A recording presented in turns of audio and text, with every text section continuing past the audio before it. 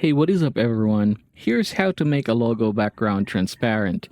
Now, in order for us to get this done, we're going to be using Photopea. You can just head over to photopea.com and it's actually free. You don't need to log in. However, there is ads, so that is what you're paying here. Now, in order for us to get this done, I'm just going to go ahead and drag my image in here just like so.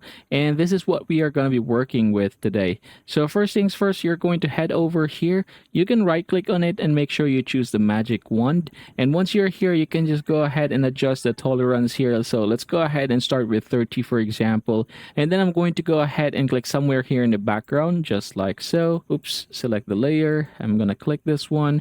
And the moment I click this layer right here, it is automatically going to actually select those part of our logo. So once you have done that one, you can just go over and hit the delete button. And as you can see, you have now a transparent background.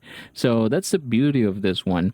Now from here, I think it is fine. As you can see here, the color seems to have been removed. And yeah, we're going to go ahead and proceed. So I'm going to click this once again, and we're just going to go ahead and try to change a few things in here. We're going to zoom in. So to zoom in, you're going to click Alt and then scroll up just like so. And to zoom out, you're going to scroll down. Now from here, go ahead and click this once again, and then I'm just going to go again and click this one and then hit delete. And as you can see, it has been removed.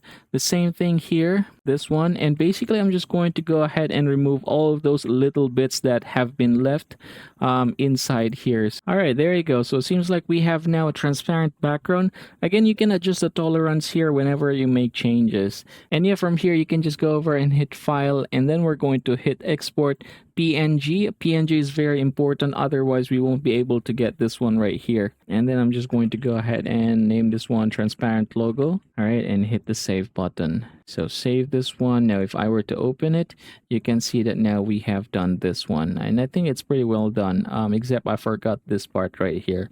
But basically everybody, that is how you are going to get this done. I hope this video helps you out.